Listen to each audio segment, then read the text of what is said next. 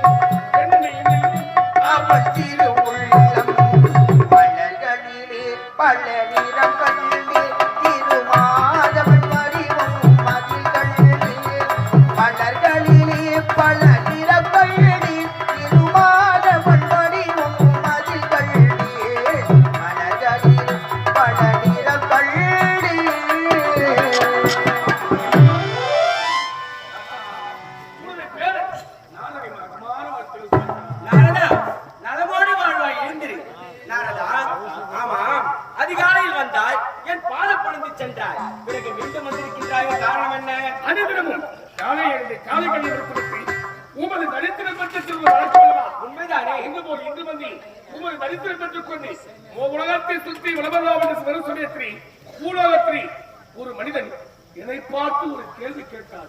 நாரதா, இந்த பூலோகம் சுற்றி வருபவன் நீ, உன்னை பார்த்து பூலோகத்தில் ஒரு மனிதன் கேள்வி கேட்டான்.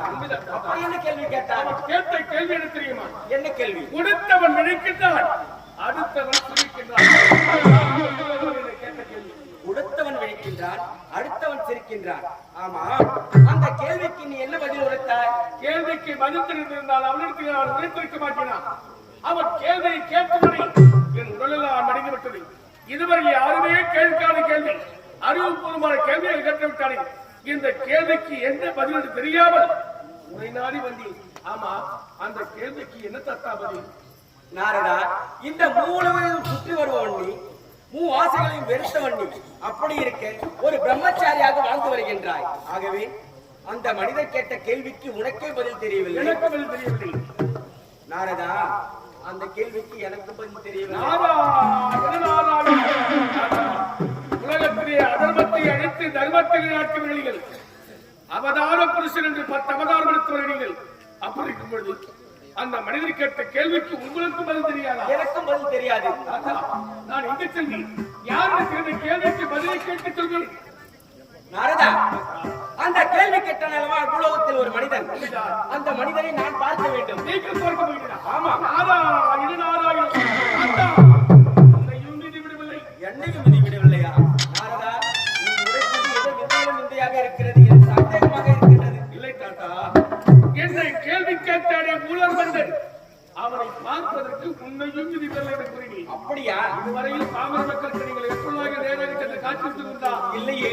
ஆனால் இப்போது பூலோகம் வந்து அந்த பூலோக மனிதனை சந்திக்க போகிறேன்.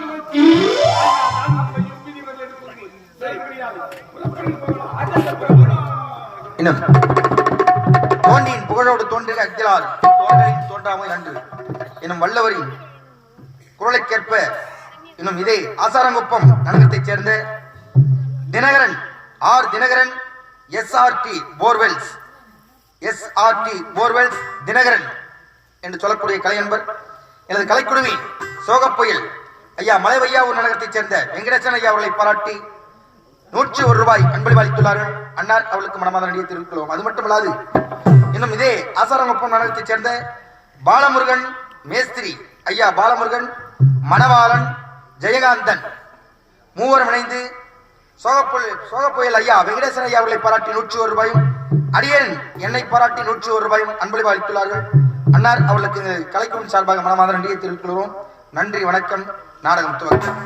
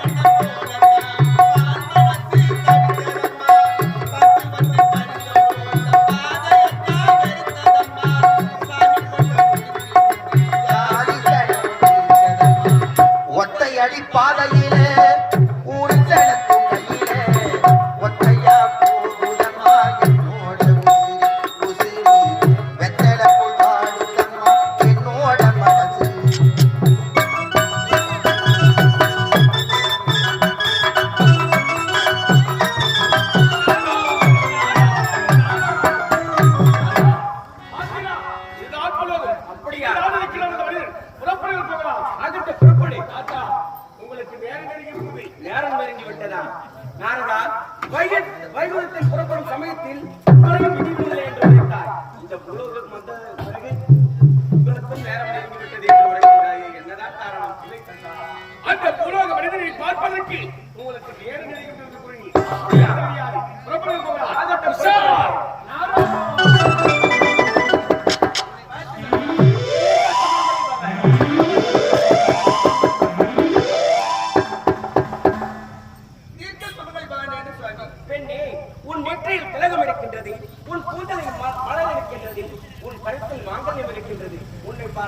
திருமணமான மங்கை போல் காட்சியளிக்கின்றார்.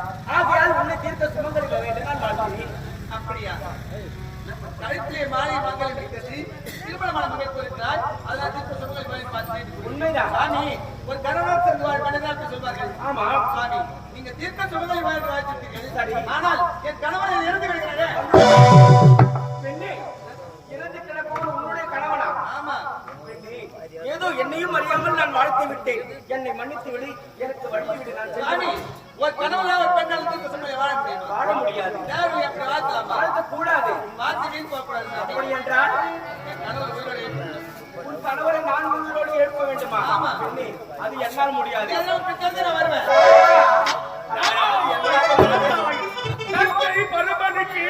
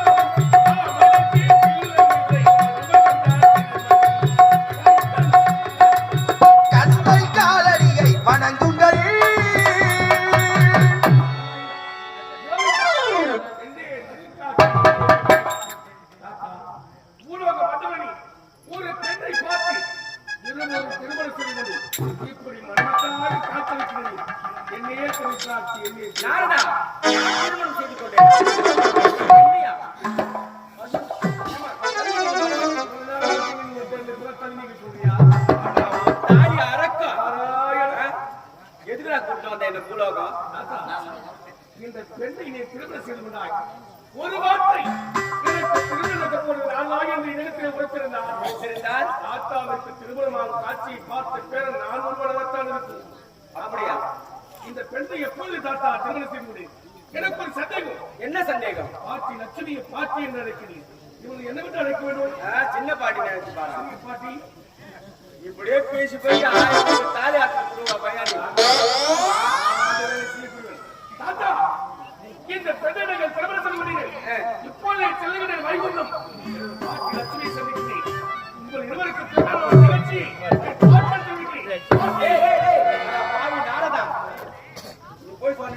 சொன்னாவே நம்பிடுவாடா நீ. ஏன் நம்ப மாட்டாங்க? என்ன போராட புறாவை ஒன்று நம்ப மாட்டாங்க.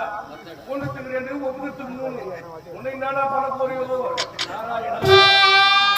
நாரதா, நாம் இருவரும் பூலோகம் வந்தோம் அல்லவா? அந்த கேள்வி கேட்ட மனிதனை பார்ப்பதற்காக. உண்மைதான்.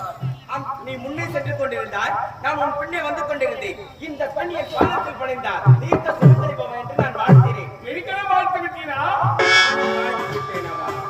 இதற்கு முன்பாக இல்லை கேட்டா நீங்களா வாழ்த்து விட்டீர்கள் நிகழ்ச்சி. நான் தான் வாழ்த்தினேன். சரி சுவாமி, என்னை தீர்க்க சுமங்கலி பவன் என்று வாழ்த்து விட்டீர்கள். ஆனால் என் கணவனும் இறந்து கிடக்கின்றார். என் கணவருக்கு உயிரை கொடு என்று கேட்கின்றார் இந்த பெண். ஆகினால் நான் எப்படி நான் உயிரை கொடுக்க முடியும்? என்னால் கொடுக்க முடியாது என்று உரைத்து விட்டேன். அப்படியா? ஆமா. அந்த பெண்ணை பார்த்தவுடைய தீர்க்க சுமங்கலி வாழ்த்து கலக்கிறார். இறந்து எனக்கு கணவனுக்கு உயிரை கொடுங்கள் என்று உன்னிடத்திலே கேட்கிறார். ஆனால் உயிரை கொடுக்க முடியாமல் நீங்கள் விழித்துக் ஆமா, இதுதான் நடந்த கதையா? இதுதான் நடந்த கதை. உயிரை கொடுக்க முடியுமா முடியாதா? நாரதா, என்னுடைய கரத்திலே அழைக்கும் தொழில் மட்டும்தான் இருக்கின்றது. இன்னும் உயிரை கொடுக்கும் தொழில் என்னிடம் வரவில்லை. அதர்மத்தை அழித்து தர்மத்திலே நிலைநாட்டுகிறேன். ஆனால் இறந்துவிட்ட பிணத்திற்கு உயிரை கொடுப்பதற்கு என்னால் முடியாது. உங்களால் முடியாது. முடியாது. உங்களால் முடியாத ஒன்று இருக்கிறதா? உயிரை கொடுக்க முடியுமா முடியாதா? முடியாது நாரதா, முடியாது. உயிரை கொடுக்க முடியாது. முடியாது.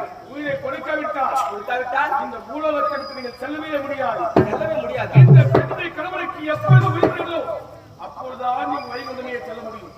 அதுவரையில் பூலோகத்தில் தான் இருக்கிறது. அது பார்க்கிறீங்க, பூலோகத்திலே உங்களுக்காகவே பாமர மக்கள் உண்மை மறுபடி சொல்லக்கூடிய மரத்தடிக்கு வந்தார்கள். இப்போது நீங்கள் சென்று உண்மை மரத்தடியில் அமர்ந்து அற்புதற்கு காத்திருப்பீர்கள். பிறகு இந்த பெண்ணை கணவனுக்கு உயிர் வந்தால் நீங்கள் செல்லலாம். ஆனா பாவினா, தாத்தாவை தந்திரமாக அழைத்து வந்து இந்த புண்ணிய மரத்தடியில் அமர வைத்த புண்ணியவாணி நன்றாக இருப்பாய் நீ. ஆகட்டும். வாங்க, புறாவுடைய நினைவே வந்து என்ன நினைவு? உன்னை மறுபடி சொன்னேனே, புண்ண மாற்றத்தில் போய் கம்முன்னு உட்கார்ந்திருந்தா போதும். தோபர யுகத்திலே கண்ணனாக அவதரித்து அப்படி அவதரித்து எதுகுல பெண்கள் எல்லாம் கங்கையிலே நீராடி கொண்டிருந்தார்கள். அப்படி நீராடு சமயத்தில் நீங்கள் என்ன செய்தீர்கள்? அவரை ஆணையெல்லாம் எடுத்துக் கொண்டு நீயும் ஒரு தமிழின் பலராமனும் உண்மை மரத்தினால போய் புல்லாங்கோட ஊதியிருந்தீங்க. கங்கையிலே நீராடி கொண்டிருந்த அந்த எதுகுல பெண்கள் அனைவரும் ஓடி வந்து ஆடைகளை பார்த்தார்கள். ஆடை கிடையாது. ஆடை இல்லாமல் நம்ம எப்படி செல்ல முடியும் என்று மரத்திலே நிமிர்ந்து பார்க்க சமயத்தில் உண்ண மரத்து மேல உட்கார்ந்து புல்லாங்கோடு ஊதியது. அப்பொழுது அந்த யாதவ பெண்கள், கண்ணா கோவிந்தா, இந்த ஆடைகளாக கொடுத்து நாங்கள் இல்லத்திற்கு செல்ல வேண்டும் என்று முன்னெடுத்தலை கேட்டார்கள். அப்போது நீங்கள் என்ன செய்தீங்க? உங்களுக்கு ஆடை வேண்டும் என்றால் நீங்கள் அனைவரும் கரையேறி வந்து கண்ணா கோவிந்தா என்று இரு கரத்தை கூப்பி வழங்கினால் இந்த ஆடைகளை நான் தருகிறேன் என்று நீங்கள் உணர்த்தீர்கள். அவர்களும் மானம் போனாலும் பரவாயில்லை, நமக்கு ஆடை எடுத்தால் போதும் என்று இரு கரத்தை கூப்பி கண்ணா கண்ணா என்று உன்னையே அழைத்தார்கள். அப்பொழுது நீங்க ஆடைகளை கொடுத்தீங்க. அது கோபர யுகம், இது கலியுகம்.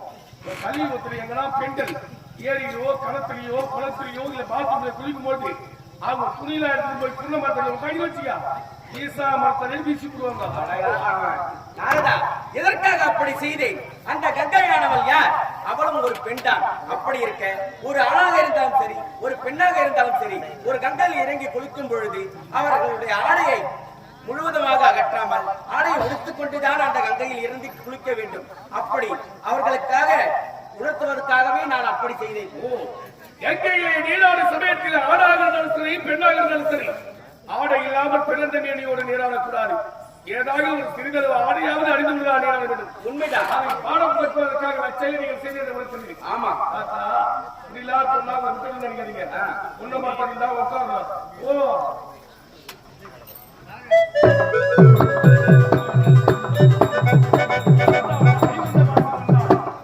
உன் கணவனுக்கு உயிர் வந்தவன் என்று நாடு தட்டி அவரால் உயிர் ஒழிக்க முடியவில்லை. இனி நாடு நிச்சயம் பண்ணி அறிகிறேன்.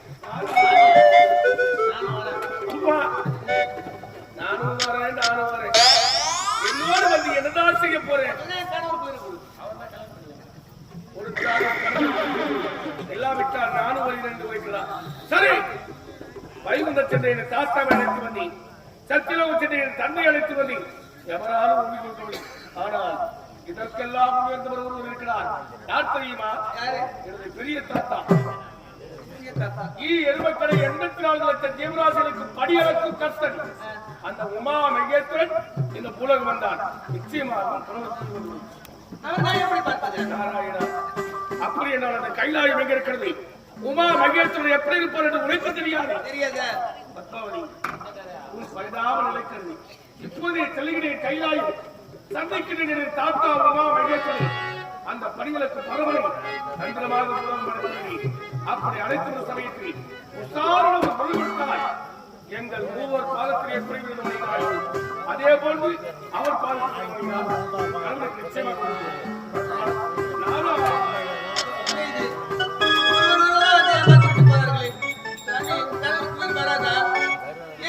பழி வாங்குகிறாயோ சுவாமி? சுவாமி பாதை மாறி போகும்